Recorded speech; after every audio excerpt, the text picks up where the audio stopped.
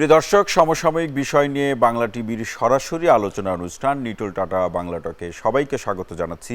সঙ্গে আছি আমি তৌহিদুল হক। আপনারা জানেন, এই অনুষ্ঠানের মাধ্যমে আমরা দিনের গুরুত্বপূর্ণ ঘটনা কিংবা সপ্তাহের সবচেয়ে আলোচিত ঘটনাগুলো নিয়ে আমরা আলোচনা করি। তারই ধারাবাহিকতায় আজকে আমরা তিনটি বিষয় আলোচনার টেবিলে রাখতে চাই। সেটি প্রথমে দীপন হত্যার রায় নিয়ে আমরা আলোচনা করব, একই সাথে আল জাজিরা সম্প্রচার বন্ধের আবেদন, সেই বিষয়টি নিয়েও গণমাধ্যমে বিস্তর আলোচনা হচ্ছে, এটিও আমাদের আলোচনায় থাকবে। এবং আমাদের আরেকটি বিষয় আলোচনায় থাকবে, জিয়াউর রহমানের বীর উত্তম খেতাব বাতিলের দাবি মুক্তিযোদ্ধা কাউন্সিলের। এই বিষয়গুলো নিয়ে আজকে আমাদের আলোচনার আয়োজন। এই বিষয় নিয়ে আলোচনা করার জন্য আমাদের সাথে চারজন সম্মানিত আলোচক উপস্থিত হয়েছেন। আসুন তাদের সাথে আপনাদের পরিচয় করে দিই। স্টুডিওতে আছেন বাংলাদেশ ছাত্র ইউনিয়নের সাবেক সভাপতি শরীফুজ্জামান শরীফ, আমাদের সাথে যুক্ত হয়েছেন deputy attorney general Amit Dasgupta, আছেন কথাসাহিত্যিক সকৃত নোমান, আছেন সিনিয়র সাংবাদিক এম এ আজিজ। আপনাদের চারজনকেই আজকের আলোচনায় স্বাগত জানাচ্ছি। শরীফুজ্জামান শরীফ, আপনার কাছে আলোচনায় আসতে চাই।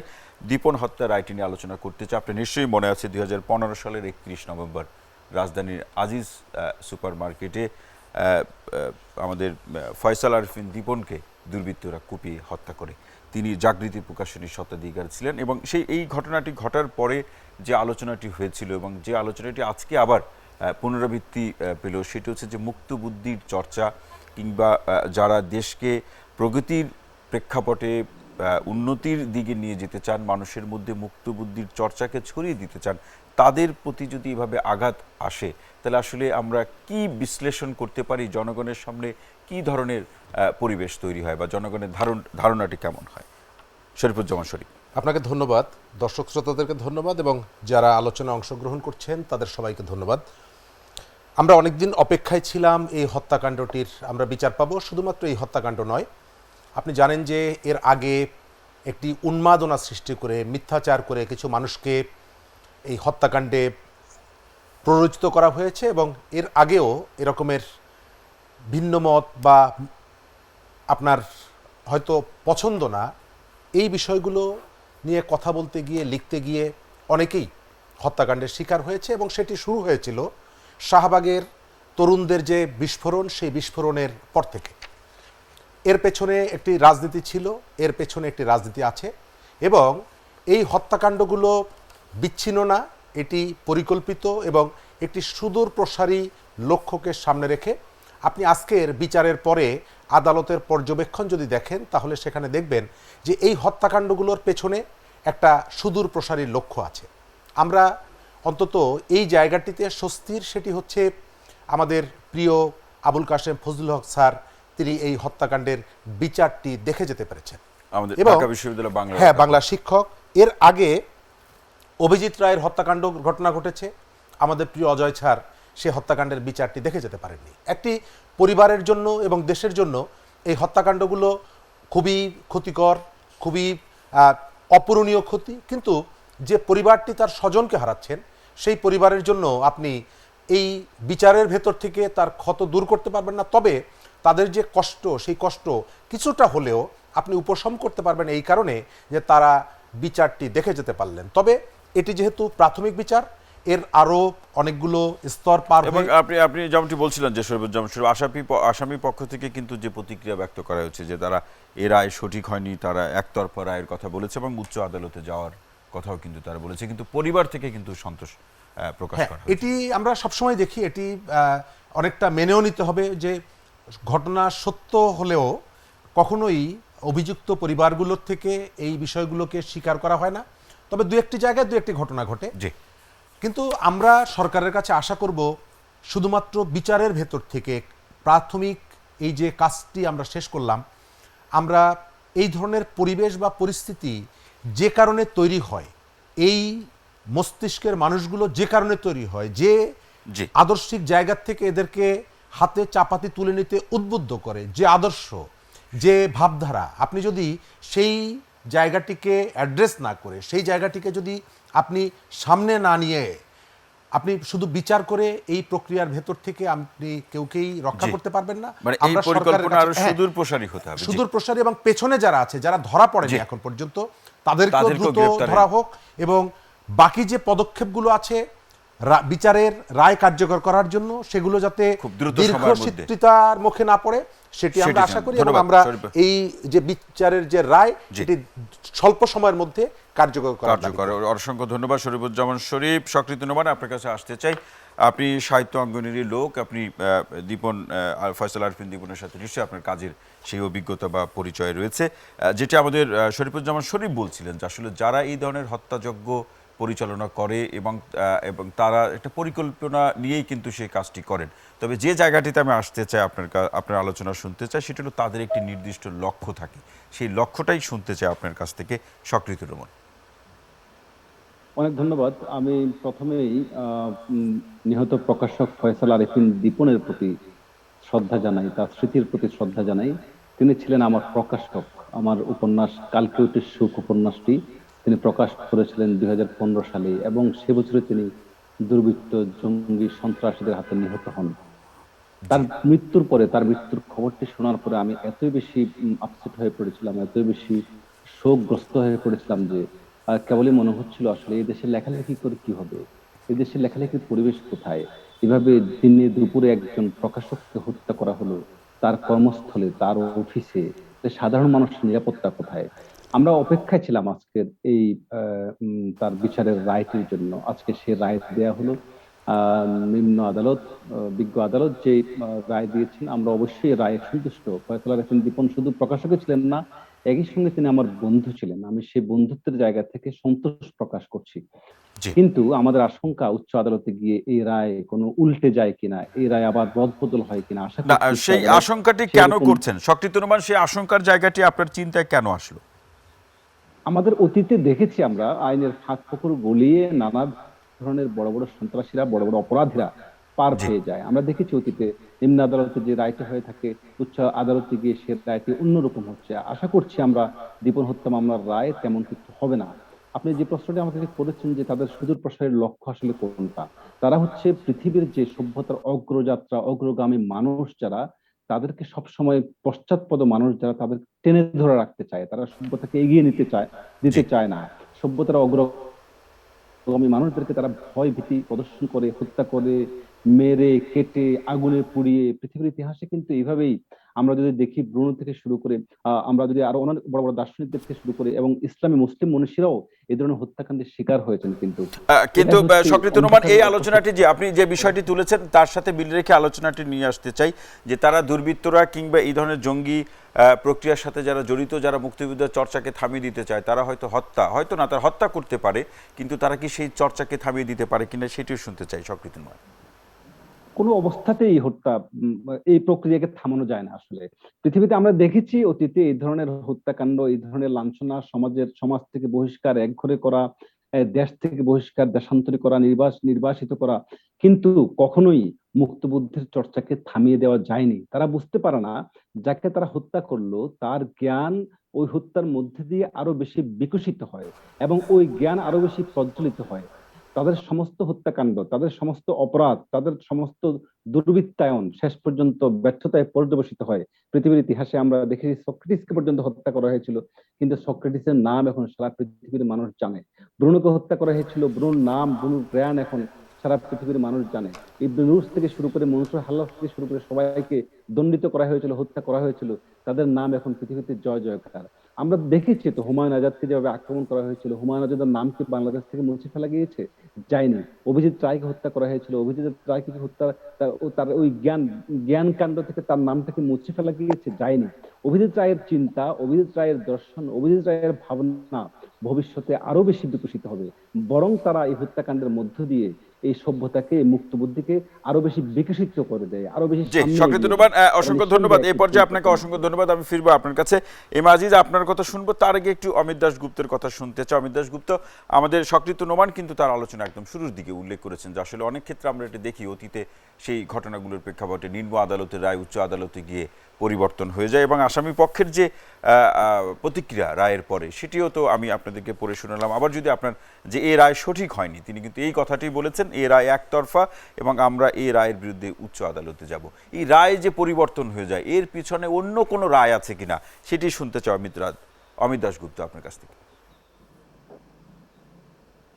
দেখুন, আলোচনার সূত্র ধরে বলি, আহ, ভাষাগত সংস্কৃতিগত যে একক সত্তার বাঙালি জাতি মুক্তিযুদ্ধের অর্জনের মধ্য দিয়ে কিন্তু এই রাষ্ট্রটির জন্ম।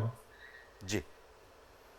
খুনের সংস্কৃতির কথা সংক্ষিপ্ত নোমান তিনি বললেন যে এটি শাহবাগ আন্দোলনের মধ্য দিয়ে, আসলে ইতিহাস কিন্তু তারও পিছনে। কারণ যখন মুক্তিযুদ্ধের চেতনার ভিত্তিতে একটি জাতি রাষ্ট্র জন্ম নিল, যখন আমরা একটি সংবিধান পেলাম, সেই সংবিধানে আমরা যখন বিচার বিভাগকে আলাদা করে পেলাম স্বাধীন বিচার বিভাগ হিসেবে, আমরা যখন আমাদের রাষ্ট্র কাঠামো পেলাম, তখন প্রথম আঘাত কিন্তু আসে 1975 সালে জাতির পিতাকে হত্যার মধ্য দিয়ে। এবং তারপরে জাতির পিতাকে হত্যার বিচার বন্ধ করবার জন্য বিচার বন্ধের সংস্কৃতি চালু হয় ইনডেমনিটি অধ্যাদেশ জারির মধ্য দিয়ে। সপরিবারে আমাদের জাতির পিতাকে হত্যা করা হয়েছে, কিন্তু বিচারের সংস্কৃতিকে বন্ধ করা হয়েছে। এবং তার মধ্য দিয়ে সামরিক শাসনের যে আবির্ভাব, বাংলাদেশ কিন্তু দীর্ঘদিন, দীর্ঘ বছর, দীর্ঘ যুগ কিন্তু আহ এই বিচারহীনতার সংস্কৃতির মধ্যে ছিল। এবং ফলে মুক্তিযুদ্ধের যে চেতনা, যেটি আমাদের বাক স্বাধীনতা, এই যেটি জায়গাটি আমার কতটুকু সংবিধানের পরিবর্তন 39 হয়েছে বলে আপনি অনুচ্ছেদে মনে আছে। করেন? অমিত দাশগুপ্ত, এই যে বিচারহীনতার সংস্কৃতি, বিচারের হ্যাঁ, এই দীর্ঘসূত্রিতা, জায়গাটির সেই কিন্তু আমি মনে পরিবর্তন করি হয়েছে ইতিবাচক কতটুকু? একটি জি। বিশাল পরিবর্তন কিন্তু আমরা দেখি। দেখি মাত্র, হ্যাঁ, মাত্র 6 বছরের মাথায় কিন্তু আমরা আজকে দীপন হত্যার বিচার পেলাম। এবং দীপন হত্যায় কিন্তু আমরা দেখি যে 8 জন আসামিকে কিন্তু মৃত্যুদণ্ড দেওয়া হয়েছে। এই যে বিচার, যেটি আমরা দেখেছি যে 75-এর হত্যাকাণ্ডের বিচার কিন্তু আইন করে আটকে রাখা হয়েছিল, এখন কিন্তু প্রতিটি হত্যাকাণ্ডের কিন্তু বিচার হচ্ছে। ফলে আর এই হত্যাগুলো হচ্ছে কাদের বিপক্ষে? যারা মুক্ত চিন্তা করে, যারা স্বাধীনভাবে চিন্তা করে, যারা মুক্তিযুদ্ধের সপক্ষের চিন্তা করে, হুমায়ুন আজাদ, দীপন, অভিজিৎ, এদের উপরে কিন্তু এই আক্রমণগুলো আসছে। সুতরাং এই টার্গেট কিন্তু একটাই, এখন স্টিল নাও 75-এর যে টার্গেট, সেই টার্গেট কিন্তু স্টিল নাও রয়ে গেছে। সুতরাং আর যে শক্তি মারছে, আমরা আজকে যাদের দেখলাম, যাদের বিরুদ্ধে রায় হয়েছে, যাদের ফাঁসির আদেশ দেওয়া হয়েছে, তারা তারা জানেন যে বাংলাদেশকে একটি জঙ্গি রাষ্ট্রে পরিণত করবার জন্য রাষ্ট্রীয় পৃষ্ঠপোষকতা পর্যন্ত দেওয়া হয়েছে। সুতরাং সেই রাষ্ট্রীয় পৃষ্ঠপোষকতায় যারা বড় হয়েছে, সেই দুধে কলায় পালা কালসাপ যারা, তারাই কিন্তু হচ্ছে যে জি। সবল দিচ্ছে কিন্তু। আমি যদি এবং এই অমিত সবলটা দাশগুপ্ত, দিচ্ছে জি, মুক্তিযুদ্ধের। আমি আমি আমি অমিত দাশগুপ্ত, আমরা যদি আপনার আলোচনাকে একটু সংক্ষিপ্ত করে নিয়ে আসি, যে আসলে অতীতে আমাদের যে এই বিচার না হওয়া, বিচারের দীর্ঘসূত্রিতা কিংবা রাষ্ট্রীয় পৃষ্ঠপোষকতা অপরাধের ক্ষেত্রে এখন যে সক্রিয় নোমান যে মন্তব্যটা করলেন, কিংবা কোনো কোনো মানুষের মধ্যে সেই ধারণাটি আছে, এটি কি তারই ধারাবাহিকতা কিনা? না, নিশ্চিতভাবে সে থেকে কিন্তু আমাদের বেরিয়ে আসতে সময় লাগছে। এবং জি। তারপরেও কিন্তু আমরা আজকে অনেকগুলো রায় পেয়েছি। এবং যেটি বললেন যে পাল্টে যায়, বিষয়টা তা না। অনেকগুলো আমাদের ক্ষেত্রে কিন্তু এখন দেখতে পাচ্ছি যে উচ্চ আদালত স্বাধীনভাবে কাজ করছে, তারা নিরপেক্ষভাবে বিচার কার্য করছে। এবং সেটি করতে গিয়ে অনেক ক্ষেত্রে প্রসিকিউশনের যে দুর্বলতা থাকে, সেই দুর্বলতার ফাঁক বলে অনেক আসামি কিন্তু বেরিয়ে গেছে। ইতিপূর্বে অনেকবার এই ঘটনাটা ঘটেছে বলে আজকে কিন্তু ওনার মনে এই বদ্ধমূল ধারণা তৈরি হয়েছে যে মানে সে এই এই দীপন ধারণাটি হত্যার তৈরি ক্ষেত্রেও হচ্ছে। তবে এমনটি সেই হতে পারে। জমিত কিন্তু আমি দাশগুপ্ত, মনে এই করি এই যে আপনি এক্ষেত্রে আপনি আপনি হ্যাঁ, আপনার জায়গা থেকে আপনি বিশ্লেষণ করলেন, তবে সেই ধারণার পিছনে কারণগুলো রয়েছে, আমরা চাই সেই কারণগুলো সমাধান হোক। এম এ আজিজ, আপনার কাছে আসতে চাই। আপনি প্রত্যেকের কথাই আপনি শুনেছেন, আমি যে প্রশ্নটা আপনার কাছে রাখতে চাই, যারা এই দেশে মুক্ত চিন্তা করেছে, স্বাধীন চিন্তা করেছে, কিংবা এই দেশটি জন্মের সাথে যে চিন্তাগুলো, যে উপাদানগুলো, যে বৈশিষ্ট্যগুলো, যে ভাবনাগুলো জড়িত, সেইভাবে যারা চিন্তা করেছে, তাদের উপরে কিন্তু অনেকবার বারংবার আঘাত এসেছে। যারা আঘাত করে তারা কিভাবে তৈরি হয়, আর তাদের রাষ্ট্রীয় পৃষ্ঠপোষকতার ব্যাপারে কিন্তু অমিত দাশগুপ্ত একটি প্রশ্ন রাখলেন। সবকিছু মিলে যদি আপনার কাছ থেকে আলোচনাটি শুনতে চাই, এম এ আজিজ। ধন্যবাদ আপনাকে। কারণ 1900 আপনার ফয়সাল আরিফিন দীপু, তাকে বলা হচ্ছে যে সে 2015 সালে তাকে হত্যা করা হয়। তারপর থেকে কিন্তু জঙ্গিরা বেপরোয়া ভাবে সারা দেশে কিন্তু সাংঘাতিক টেনশন তৈরি করেছিল, যে মুক্ত চিন্তার বা তাদের মতাদর্শের বিরোধী যারা, তাদেরকে হত্যা করে। এবং এখানে তারা কিন্তু যতই বলেন ইসলামিক দর্শন, এইসব জঙ্গিরা ইসলামিক দর্শনে বিশ্বাস করে, কিন্তু ইসলাম তো কোনো হত্যাকে অনুমোদন করে না। তখন বিভিন্ন টেলিভিশনে সবসময় এটা আলোচনা হতো।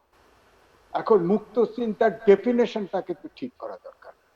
যেমন আমাদের 39 অনুচ্ছেদে আছে যে আপনি ধর্মের অনুভূতিতে আঘাত করতে পারবেন না। কিন্তু ওই সময় আমরা লক্ষ্য করেছি যে মুক্ত চিন্তার নামে কিছু লোক ধর্ম সম্পর্কে, বিশেষ করে সারা পৃথিবীতে বহু ধর্ম আছে, শুধু মুসলমান ধর্ম নিয়ে নানান রকম তিরস্কার ব্যঙ্গ কিন্তু করেছে, যার ফলে ওইরকম একটা পরিস্থিতির সৃষ্টি হয়েছিল।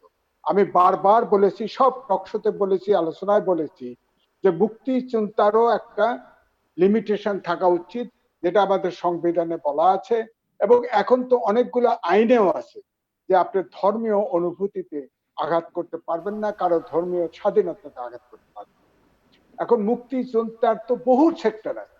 আমরা ধর্ম নিয়ে কেন যারা কথা বলি, তারা আমি বলবো যে এইসব জঙ্গিদেরকে কিন্তু তাদের এই হত্যার লাইন ধরানোর সুযোগ করে দিচ্ছি।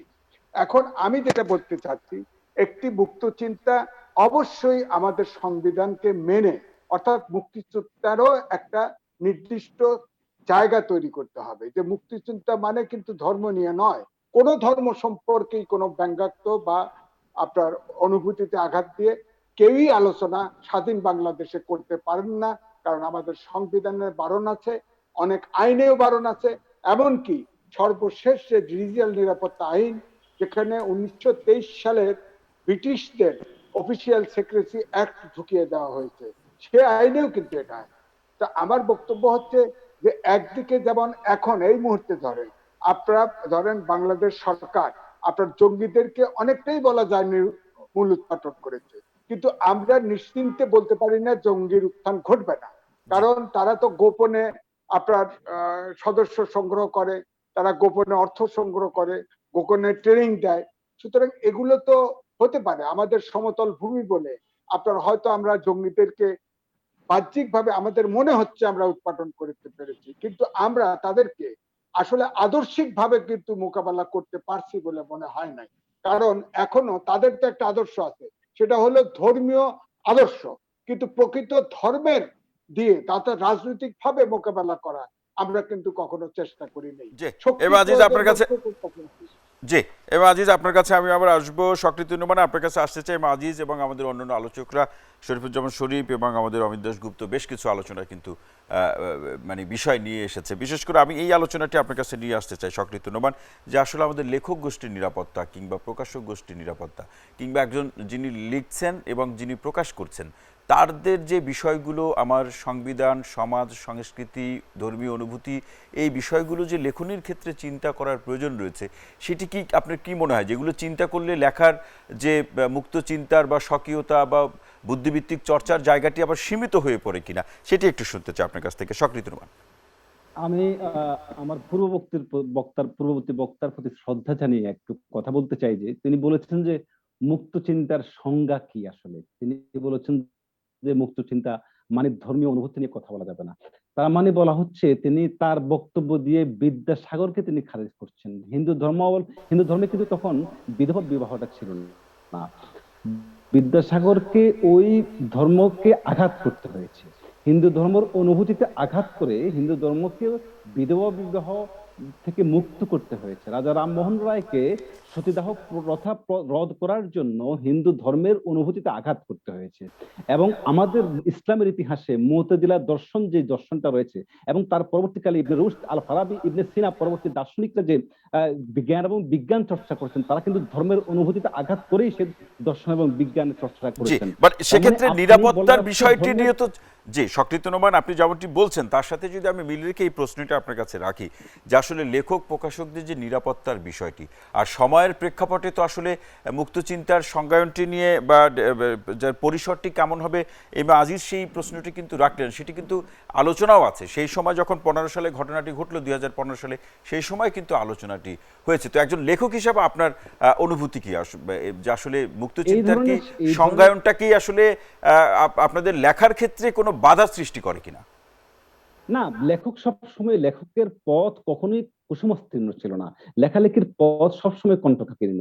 এখন কোন লেখক কোন প্রক্রিয়ায় কথা বলবেন, কেউ হ্যাঁ সত্যি কথা, যারা ধর্ম নিয়ে খুব বাজেভাবে ধর্মকে অ্যাটাক করেছেন, আক্রমণ করেছেন, তারা অধিকাংশই লেখক নন, তারা লেখালেখির জগতের বাইরের মানুষ ছিলেন। এবং ফয়সাল আরিফিন দীপন যে বইগুলো প্রকাশ করেছেন সেই বইগুলো কিন্তু উগ্র কোনো কিছু ছিল না সেই সব বইয়ের মধ্যে। সেসব বই যারা একেবারেই মুক্ত চিন্তার কথা বলে ধর্মীয় বোধের উপর আঘাত করে তাদেরও তো একটি লক্ষ্য আছে তাহলে। না, তাদের সেই লক্ষ্য, তাদের কি ষড়যন্ত্র সে সম্পর্কে আমি অবহিত না। তারা, জি আমি মনে করি ধর্মের সমালোচনা এবং ধর্মকে সরাসরি গালাগাল করা এক জিনিস না। ধর্মের সমালোচনা হতেই পারে, কিন্তু আমি আমার বাবা যে ধর্ম যাপন করেন, আমার মা যে ধর্মকে যাপন করেন, আমি সেই ধর্মকে তুড়ে দিয়ে উড়িয়ে দিতে পারি না, সেই ধর্মকে আমি গালাগালি করতে পারি না। সেটা আমার সাবজেক্ট নয়, আমি সে জি প্রসঙ্গে যাব না। আমি বলবো একজন লেখক কখনোই এরকম অদায়িত্বশীল আচরণ করবেন না। তিনি জি সৌল্পিকভাবে ধর্মের সমালোচনা করবেন, জি তিনি ধন্যবাদ শকৃত সৌল্পিকভাবে নোমান। আমি ফিরবো আপনার কাছে। সৌল্পিকভাবে শরীফুজ্জামান ধর্মের শরীফ, সমালোচনা করবেন।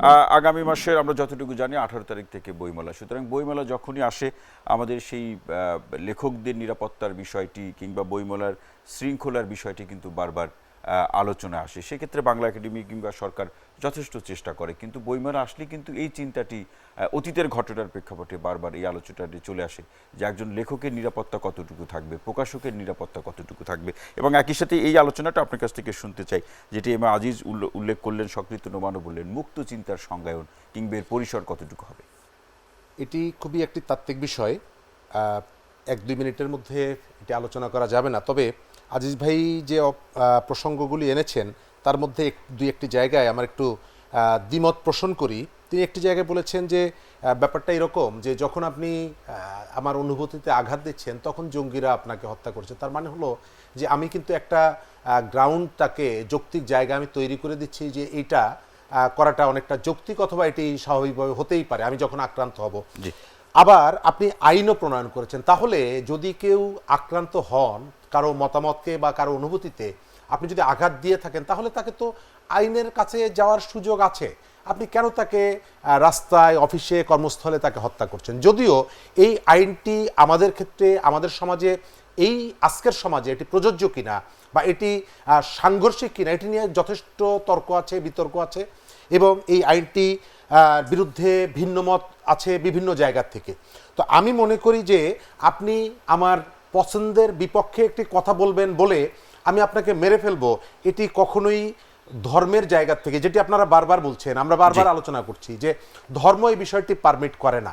আমি কোনো একটি বিষয় নিয়ে প্রশ্ন তুলতেই পারি, আমি একটি বিষয় নিয়ে আপনার কাছে জানতে চাইতেই পারি, কিন্তু তার মানে সেই সমাধানটি যুক্তিতর্কের মধ্যে দিয়ে হোক, ভেতর থেকে। এবং এই বিষয়গুলো যারা আপনি যাদেরকে দেখছেন এই হত্যাকাণ্ডের সাথে যারা যুক্ত হিসাবে দণ্ডিত হয়েছেন, এদের মধ্যে ধর্মীয়ভাবে তাত্ত্বিক জ্ঞান সম্পন্ন একজন মানুষকে আপনি কি পাচ্ছেন? তাহলে সেই সমাজ কিংবা সংস্কৃতি শরীফুজ্জামান শরীফ আমরা তৈরি করতে পারছি না কেন? যুক্তিতর্কের সমাজ। একটা বড় কারণ হচ্ছে যে আপনি স্পেসটা ওইভাবে দেননি, আপনি পরিবেশটা সেইভাবে সৃষ্টি করেননি, আপনি যে দর্শনটাকে এখানে প্রমোট করছেন। এবং আমাদের কাছে একটা ব্যাপার কি জানেন, আমার কাছে হচ্ছে যে আমার ধর্মের বাইরে অন্য ধর্ম নিয়ে যদি আপনি যা খুশি তাই বলেন, সেটি তার ধর্মের অনুভূতিতে আঘাত না। আপনি আমার ধর্ম নিয়ে কথা বললে এটি আঘাত, কিন্তু আপনি পূজার সময় আপনি মন্দির ভেঙে দিচ্ছেন, আপনি অন্য জায়গায় আঘাত করছেন, সেটি আপনার, সেটি সেই ক্ষেত্রে ধর্মীয় অনুভূতির বিষয়টি আমাদের কাছে আসছে না। আবার আপনি প্রতিবেশী দেশে সেখানে ঈদের জামাতের উপরে বা মুসলিম কমিউনিটির উপরে আঘাত হচ্ছে, সেটি আবার অনুভূতির জায়গায় আপনাকে অনুভূতিতে আঘাত করছে না। এই যে দ্বিচারিতা বা দ্বিমুখিতা, এখান থেকে বেরিয়ে আসা দরকার। আমি মনে করি যে ভিন্ন মত অথবা আপনি পছন্দ করেন না এরকমের কোনো অভিমত প্রকাশ করার শাস্তি আপনাকে কুপিয়ে মেরে ফেলে দেওয়া হতে পারে না। ধর্মের জায়গা থেকেও না, এটি নৈতিকতার জায়গা থেকেও না, আইন আদালতের জায়গা থেকে। শরীফুজ্জামান শরীফ, অসংখ্য ধন্যবাদ, চমৎকার বলেছেন। এম এ আজিজ, আপনার আলোচনার সূত্র ধরে শরীফুজ্জামান শরীফ বলছেন, সুতরাং আপনার কাছে আমি আসতে চাই। এম এ আজিজ, খুব সংক্ষেপে বলুন। আমি বোধহয় আমার বক্তব্যটা স্পষ্ট করতে পারি না। জি, আমি বলছি যে ধর্ম, আপনার গীতা সমালোচনা করতে আপনি পারবেন না, কোরআন সমালোচনা করতে পারবেন না, নবীর সমালোচনা করতে পারবেন না, কিন্তু মুসলিম কালচার যেটা আছে, যেমন এখন ধরুন আন্দোলন চলছে, নারীবাদীরা করছে যে ছেলে মেয়ের সমান সমান অংশ বাবার সম্পত্তির হতে হবে, এটা যৌক্তিক, এটা আমিও সমর্থন করি।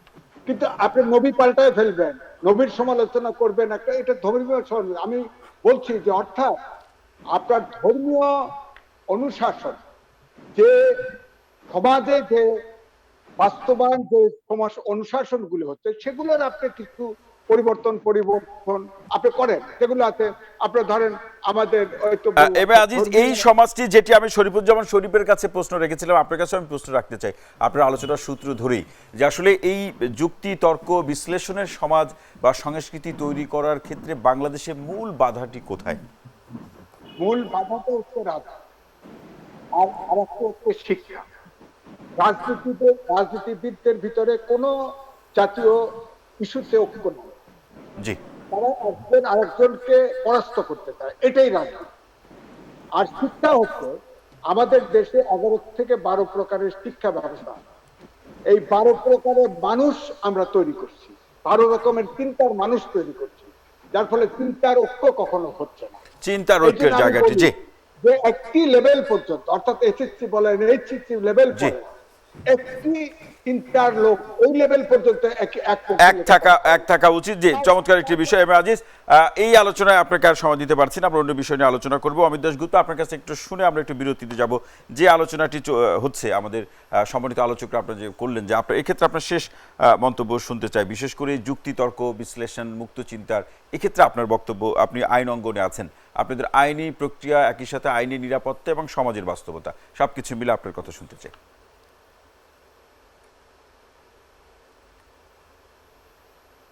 অমিত দাশগুপ্ত, আপনি শুনতে পাচ্ছেন আমাকে? যে গণমুখী এক, হ্যাঁ আমি শুনতে পাচ্ছি, আমাকে শোনা যাচ্ছে? জি জি, আপনাকে শোনা যাচ্ছে, আপনি বলুন। আমি সর্বশেষ লাইনটা ধরে বলি, যে যেটি হলো আমাদের সংবিধানের 17 অনুচ্ছেদে কিন্তু বলা হচ্ছে রাষ্ট্র গণমুখী এককেন্দ্রিক শিক্ষার ব্যবস্থা করবে।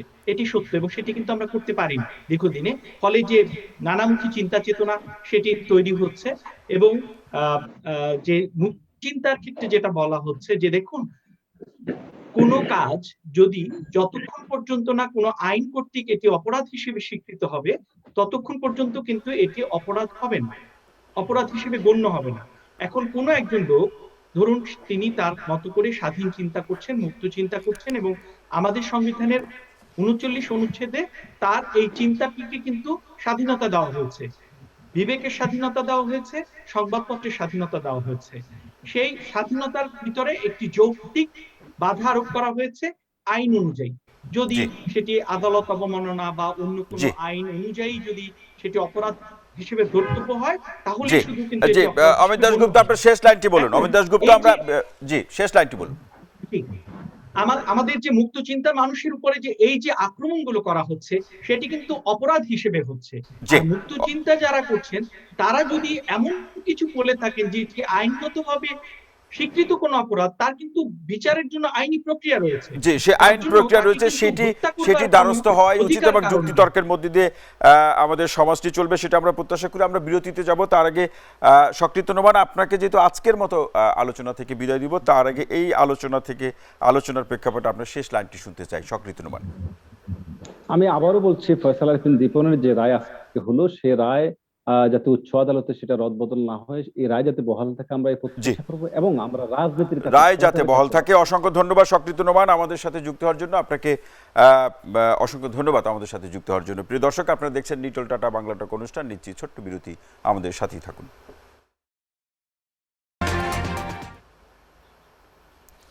প্রিয় দর্শক, বিরতির পরে আবারও স্বাগত জানাচ্ছি নিটল টাটা বাংলা টক অনুষ্ঠানে। বিরতির আগে আমরা দীপন হত্যার রায়ের বিষয়টি নিয়ে আলোচনা করছিলাম। এই পর্যায়ে আমরা আল জাজিরা সম্প্রচার বন্ধের আবেদন যেটি হয়েছে, যে রিট হয়েছে, সেই সংক্রান্ত আলোচনায় আসতে চাই। আর এই বিষয়ে আলোচনা করার জন্য আমাদের সাথে যুক্ত হয়েছেন ব্যারিস্টার এনামুল কবির ইমন, আইনজীবী, Bangladesh supreme court. Barrister Enamul Kabir Emon, আপনাকে অনুষ্ঠানে স্বাগত জানাচ্ছি। একই সাথে যেটি বলতে চাই, যে রিটটি হয়েছে তার সেই রিটটি বিবেচনার যোগ্য কিনা, সেক্ষেত্রে কিন্তু 6 জন এমিকাস কিউরি নিয়োগের পরামর্শ দিয়েছে আদালত, এবং পরবর্তী শুনানির দিন ধার্য করা হয়েছে 15 ফেব্রুয়ারি। সব কিছু মিলে এই রিট, তার বিবেচনায় আপনার অনুভূতি, বাংলাদেশের প্রেক্ষাপট সব কিছু নিয়ে আলোচনা আসতে চাই আপনার কাছে, ব্যারিস্টার এনামুল কবির ইমন। ধন্যবাদ বাংলা টিভি আজকে এই অনুষ্ঠানে আমাকে অতিথি করার জন্য। আমি যে পিটিশনার রিটটা দাখিল করেছি, এবং ইন পার্সন আমি যে লয়ার, সেই পিটিশনার আইনজীবী হিসাবে আমি ইন পার্সন এটা হিয়ারিংটা করেছি। জি, আলটিমেটলি আমরা দেখেছি যে আসলে বাংলাদেশের স্বাধীনতা পরবর্তী সময়ে বিভিন্ন ক্রাইসিস, আলটিমেটলি আল জাজিরা তাদের যে বিভিন্ন কার্যক্রম এর আগেও আমরা দেখেছি যে যুদ্ধ অপরাধীদেরকে নিয়ে এবং আমাদের আইসিটি কোডকে নিয়ে তারা বিভিন্নভাবে পলিউটেড করার চেষ্টা করেছেন। তাদের কাছে যে কন্টেন্ট গুলো আসে, বিশেষ করে যে আজকের যে কন্টেন্টটা নিয়ে আমি কথা বলবো, যেটা নিয়ে আমি রিড করেছি, যে all the prime ministers man, জি। সেই নাম সহ কন্টেন্টের মধ্যে যেসব জিনিসগুলা উনারা এই দেখিয়েছেন বা যেটা মেক করেছেন, সেখানে প্রথমত আমি মনে করি সেটা প্রত্যেকটা ক্ষেত্রেই আমি একজন নাগরিক হিসাবে আমার দেশের সার্বভৌমত্ব, সলিডারিটি এবং হারমোনি এই ফ্যাক্ট হয়েছে। আমি একজন সাধারণ নাগরিক হিসাবে মনে করি আমার দেশের সার্বভৌমত্ব এবং আন্ডারমাইন করে বিভিন্ন দেশে বা দেশের বাইরে আমার দেশটাকে খাটো করে এটা পরিবেশনা করে আমাদের কনফিডেন্স লেভেলটাকে, ট্রাস্ট লেভেলটাকে ভেঙে দেওয়ার জন্য এটি একটি কাজ এবং ষড়যন্ত্র করা হচ্ছে। এবং আপনি এখানে দেখেন এই না, কন্টেন্টটার এই মধ্যে আলোচনার যে ব্যারিস্টার এনামুল কবির ইমন, আপনার আলোচনার সাথে আমার মনে হয় এটি একটু আমি যোগ করে এই আলোচনাটি শুনতে চাই যে আসলে এখানে কেউ তো আমাদের এখান থেকে, সেটা আমরা জানি যে ভিডিওতে আমরা যাদেরকে দেখেছি, কেউ তো আল জাজিরার দ্বারস্থ হয়েছে, আল জাজিরার কাছে গিয়েছে যে আমরা এগুলো প্রকাশ করতে চাই, সেক্ষেত্রে কত অর্থ বরাদ্দ হয়েছে সেটি আমরা গণমাধ্যমে লক্ষ্য করেছি।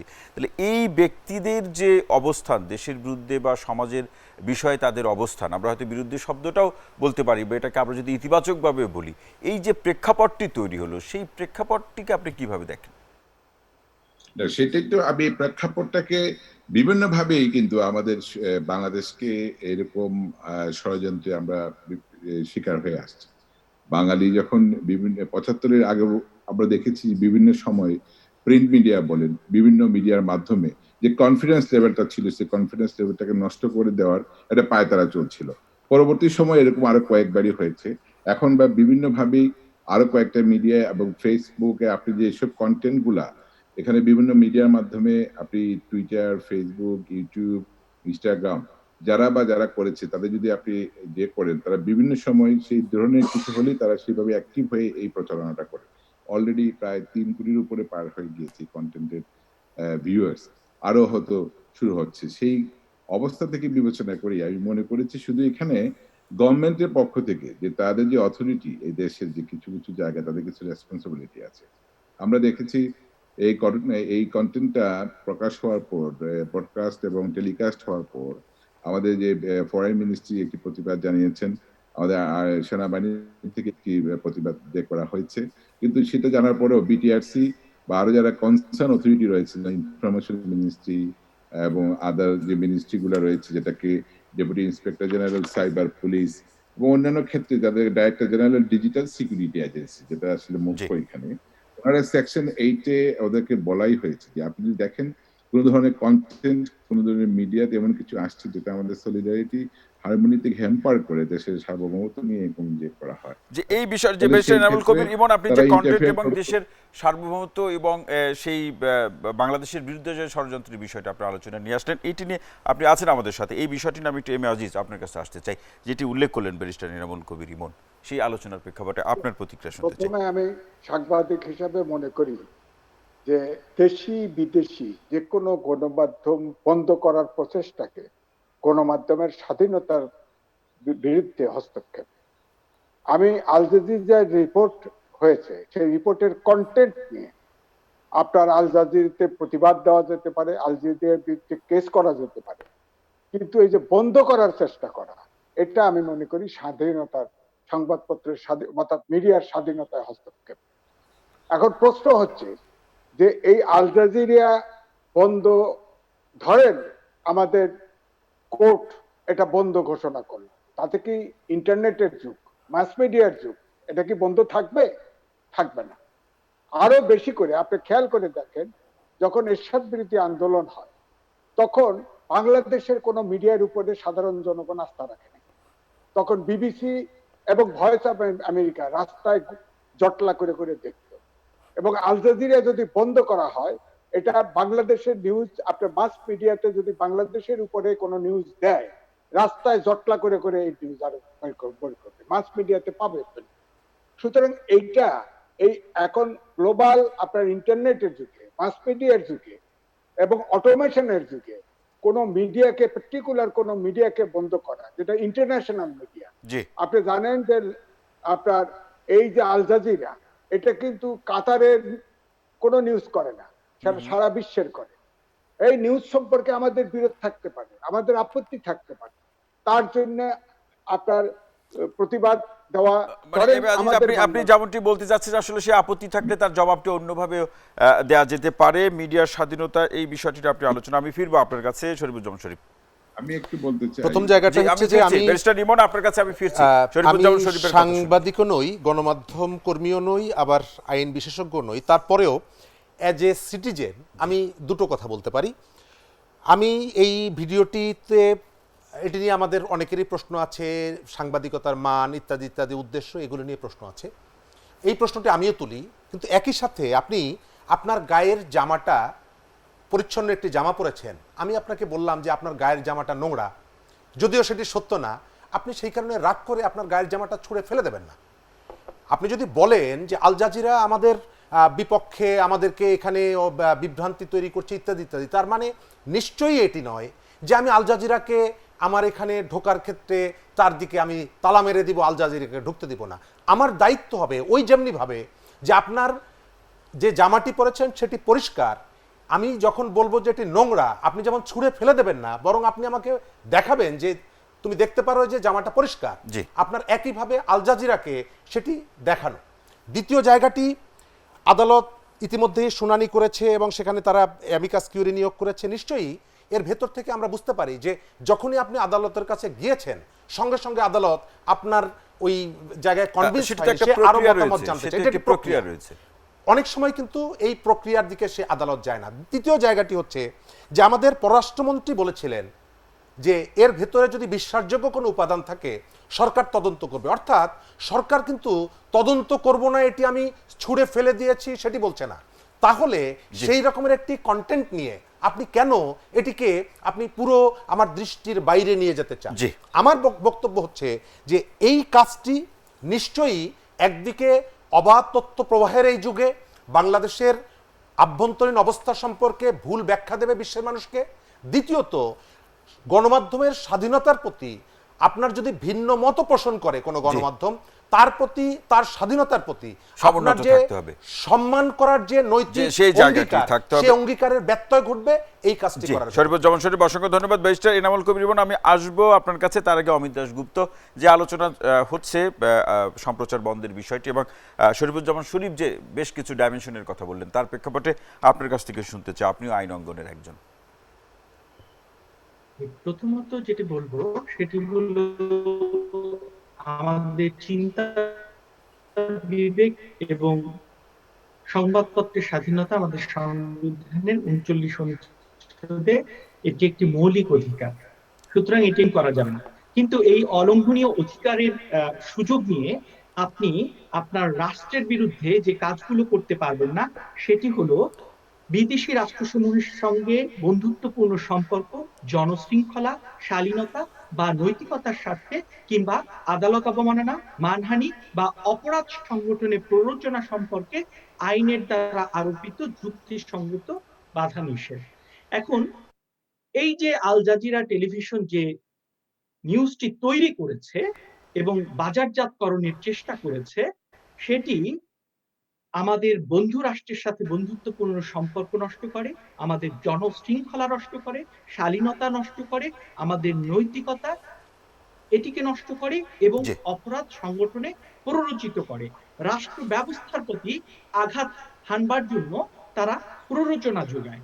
সুতরাং তারা যে কাজগুলো সংবাদপত্রের স্বাধীনতার নামে করছে, সেই কাজগুলোকে যদি কন্টিনিউ করতে দেওয়া হয়, সেক্ষেত্রে তারা এই অপরাধমূলক কার্যক্রম আরো বেশি করবে, আরো বেশি বেড়ে যেতে পারে। অসংখ্য ধন্যবাদ অমিত। জি, আপনি শেষ করুন। আমি শেষ করছি। আমাদের দেশে কিন্তু 21টি টেলিভিশন বন্ধ হবার নজির আছে, যেটি মিস্টার এম এ আজিজ বললেন যে বন্ধ করলে বন্ধ দুয়ার খুলে যাবে, নানা দুয়ার তৈরি হবে। কিন্তু আপনি যারা অপরাধ করবে তাদের বিরুদ্ধে যদি ব্যবস্থা না নেন, তাহলে কিন্তু অপরাধীও পার পেয়ে যাবে এবং অপরাধী সেই আলোচনাটিও থাকছে। অমিত দাশগুপ্ত, আপনাকে অসংখ্য ধন্যবাদ। এই আলোচনা আমরা শেষ করব, তার আগে ব্যারিস্টার এনামুল কবির রিমন, আপনার কাছে একেবারে শেষ লাইনটি শুনতে চাই এই আলোচনার প্রেক্ষাপটে। ব্যারিস্টার এনামুল কবির জি ইমন। ধন্যবাদ। আমরা তো এখানে আরো কয়েকটি জিনিসও চেয়েছি। বিভিন্ন সময় যে ডিজিটাল অ্যাক্টের আন্ডারে এই যে প্রপাগান্ডা গুলা বিভিন্ন টুইটার, ফেসবুক, ইউটিউবে দেওয়া হয়েছে সেটাকে রিমুভ করার জন্য, এবং আমরা স্পেসিফিক অথরিটির কাছে জানতে চেয়েছি সেটাকে থরলি একটা ইনভেস্টিগেশন মেজারে নিয়ে আসার জন্য। আপনি এখন আল জাজিরা তাদের যে কাতারে আরবিতে এবং ইংরেজিতে দুটা কিন্তু আছে, এবং তারা ইংরেজিতে বা অন্য ভাষা যেটা করছেন সেটা তো আলটিমেটলি অনেক দেশে ব্রাদারহুড বলেন বিভিন্ন সময় বিভিন্ন জায়গায় ওরা 12-14 দেশে অলরেডি কিন্তু ব্যান করা হয়েছে। তাদের এই ধরনের নজির রয়েছে। They want to make a chaotic situation for the কিন্তু আদার এই যে ব্যান করা হয়েছে এতে কি তারা আসলে কিছু মনে করে কিনা আল জাজিরা? না, ব্যান করার বিষয়ে আলটিমেটলি আমাদের যে জুরিসডিকশন সে কোর্ট তার সেই ক্ষেত্রে যদি মনে করে যে আমাদের সলিডারিটি এবং যে আমরা এই আলোচনা এখানে শেষ করব, ইমন একেবারে শেষ লাইনটি বলুন। জি, সেই ক্ষেত্রে আমি মনে করি যে আজকের এই ষড়যন্ত্রগুলো বন্ধ করে দিয়ে একটি সুন্দর সভরিন কান্ট্রি আজকে যেভাবে মহামান্য আমাদের মাননীয় প্রধানমন্ত্রী থেকে শুরু করে চিফকে নিয়ে যেভাবে এটাকে কনফিডেন্স লেভেলটাকে নষ্ট করার চেষ্টা করা হয়েছে সেগুলো বন্ধ করা সম্ভব। জি, অসংখ্য ধন্যবাদ ব্যারিস্টার এনামুল কবির ইমন আমাদের সাথে যুক্ত হওয়ার জন্য। দর্শক, সময়ের ধারাবাহিকতায় নিচ্ছে একটি বিরতি, আমাদের সাথেই থাকুন।